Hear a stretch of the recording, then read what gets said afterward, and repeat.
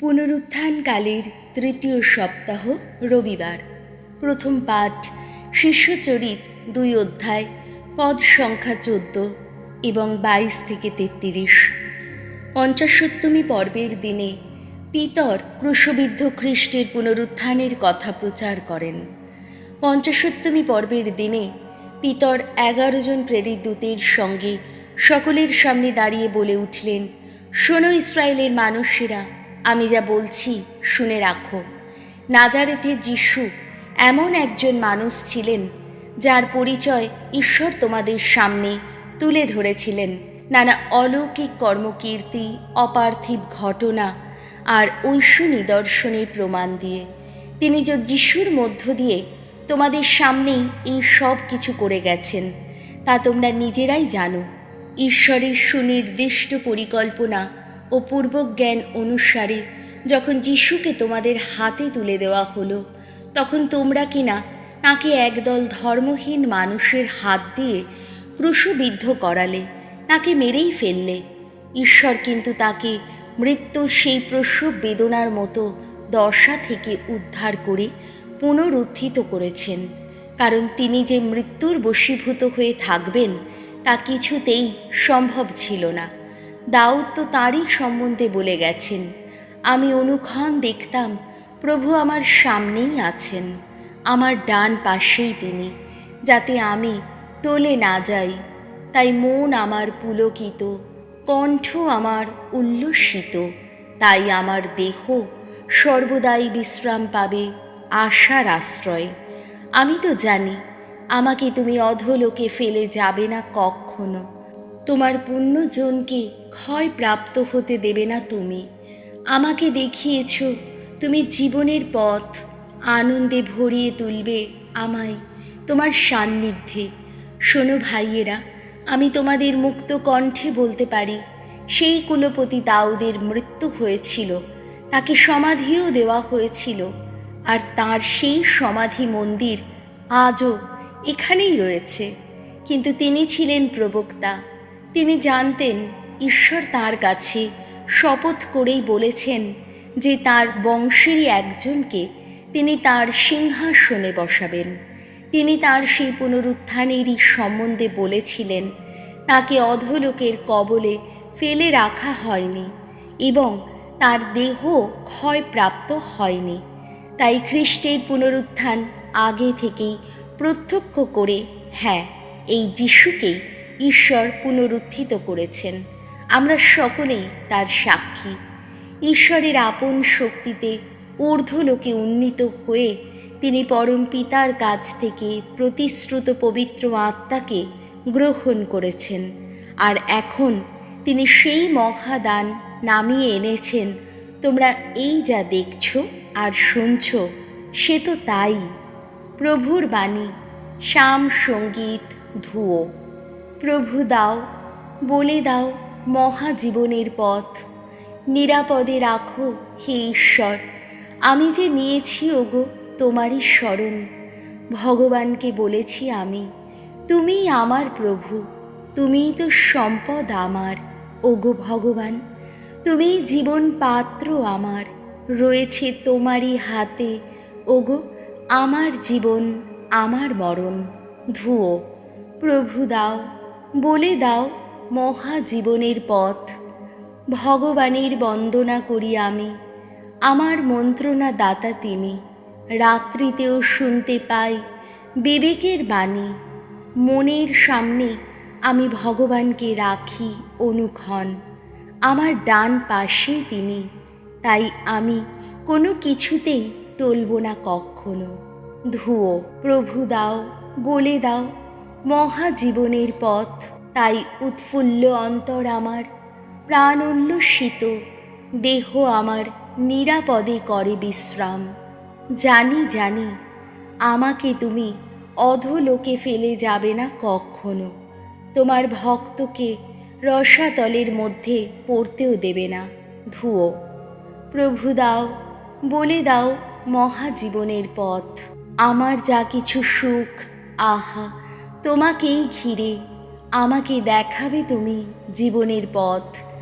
আনন্দের পূর্ণতা তোমারই সান্নিধ্যে তোমার ডান পাশে থাকা সেই তো ওগো চিরন্তন সুখ। ধুয়ো প্রভু দাও, বলে দাও মহাজীবনের পথ। দ্বিতীয় পাঠ, প্রেরিত দূত পিতরের প্রথম ধর্মপত্র, 1 অধ্যায়, পদ সংখ্যা 17 থেকে 21। তোমাদের মুক্তিপণ হল খ্রিস্টেরই মহামূল্য রক্ত। প্রিয়জনেরা, কোনো পক্ষপাতিত্ব না করে, যিনি প্রত্যেককে তার কাজকর্ম অনুসারে বিচার করে থাকেন, তাকে যখন তোমরা পিতা বলেই ডাকো, তখন যতদিন এই জগতে তোমরা প্রবাসী হয়ে থাকো, ততদিন তার প্রতি সম্ভ্রম দেখিয়েই জীবন যাপন করো। এ কথা তো জানোই, তোমাদের সেই পৈতৃক ঐতিহ্যের অনুসরণে তোমরা আগে যে অসার জীবন যাপন করতে, তার হাত থেকে তোমাদের রক্ষা করার জন্যে মুক্তিপণ হিসাবে যা দেওয়া হয়েছে, তা রূপ বা সোনার মতো ক্ষয়শীল কোনো কিছুই নয়, বরং এই মুক্তিপণ হল সেই মহামূল্য রক্ত, যিনি ছিলেন বলির এক নির্দোষ নিষ্কলঙ্ক মেষ শাবকেরই মতো। সেই খ্রিস্টেরই রক্ত। আগে থেকে জগৎ সৃষ্টির আগেই মনোনীত হয়েছিলেন তিনি, আর এখন এই অন্তিমকালে তোমাদের জন্যেই আবির্ভূত হয়েছেন। তাঁরই দ্বারা তোমরা সেই স্বয়ং ঈশ্বরের প্রতি বিশ্বাসী হয়ে উঠেছ, যিনি তাঁকে মৃতদের মধ্য থেকে পুনরুত্থিত করে মহিমান্বিত করেছেন। তাই তোমাদের বিশ্বাস ও আশা এখন ঈশ্বরকেই ঘিরে। প্রভুর বাণী, বাণী বন্দনা। জয় মৃত্যুঞ্জয়, জয় তোমারই জয়। শাস্ত্রবাণীর মর্মসত্য বুঝিয়ে দাও প্রভু, তোমার কথায় দীপ্ত করো আমাদের মনোপ্রাণ। জয় মৃত্যুঞ্জয়, জয় তোমারই জয়। লুক রচিত মঙ্গল সমাচার, 24 অধ্যায়, পদ সংখ্যা 13 থেকে 35। পুনরুত্থানের দিন বিকালের দিকে এম্মাউস যাত্রী 2 শিষ্যের কাছে যিশুর দর্শন দান। যিশু যখন মারা যান, তার পরের রবিবার দিন শিষ্যদের মধ্যে 2 এক সময় যাচ্ছিলেন এম্মাউস নামে একটি গ্রামে। গ্রামটি জেরুসালেম থেকে প্রায় 12 কিলোমিটার দূরে। যেসব ঘটনা ঘটেছে তা নিয়ে তারা আলোচনা করছিলেন। আলাপ আলোচনা চলছে এমন সময় যিশু নিজেই হঠাৎ পিছন থেকে এসে তাদের সঙ্গে পথ চলতে লাগলেন। তবে তাদের চোখ তাকে চিনতে কেমন যেন বাধা পেল। যিশু তাদের বললেন, তোমরা চলতে চলতে নিজেদের মধ্যে কি নিয়ে এত আলোচনা করছো? তারা থমকে দাঁড়ালেন। তাদের মুখটা তখন ম্লান দেখাচ্ছিল। তাদের মধ্যে যার নাম ক্লেওপাস, তিনি উত্তর দিলেন, গত কয়েকদিনে জেরুসালেমে কি কি ঘটেছে আপনি কি সেখানে একমাত্র প্রবাসী মানুষ যিনি তা জানেন না? যিশু জিজ্ঞেস করলেন, কি ঘটেছে? তারা বললেন, কেন? নাজারেথের যিশুকে নিয়ে যা কিছু ঘটেছে, কি কাজে কি কথায়, তিনি তো ছিলেন একজন শক্তিশালী প্রবক্তা। ঈশ্বর যেমন, এই জাতির সব মানুষও তেমনি তার সাক্ষী। আমাদের প্রধান যাজকেরা ও সমাজ নেতারা তাকেই কিনা মৃত্যুদণ্ডে দণ্ডিত করবার জন্যে শাসনকর্তার হাতে তুলে দিলেন এবং তাকে ক্রুশবিদ্ধও করালেন। আমরা তো আশা করেছিলাম যে তিনিই সেই মানুষ যিনি ইসরায়েল জাতিকে মুক্ত করবেন, কিন্তু ওসব তো ঘটলই। আর তাও আবার আজ প্রায় 3টে দিন পার হয়ে গেল। আমাদের কয়েকজন স্ত্রীলোক অবশ্য আমাদের স্তম্ভিত করে দিয়েছে। তারা আজ খুব সকালে সমাধিস্থানে গিয়েছিল, কিন্তু তার মৃতদেহ খুঁজে পায়নি। তারা ফিরে এসে জানিয়েছে যে তারা নাকি স্বর্গদূতদের দর্শন পেয়েছে। সেই স্বর্গদূতেরা বলেছেন তিনি নাকি বেঁচেই আছেন। আমাদের কয়েকজন সঙ্গীও তখন সমাধি স্থানে গিয়েছিল। স্ত্রীলোকেরা যা বলেছিল তারা ঠিক তাই দেখল বটে, কিন্তু যিশুকে তারা দেখতে পায়নি। তখন যিশু তাদের বললেন, কি নির্বোধ তোমরা! প্রবক্তারা যা কিছু বলে গেছেন তা অন্তর থেকে বিশ্বাস করতে তোমাদের কত দেরি না হচ্ছে।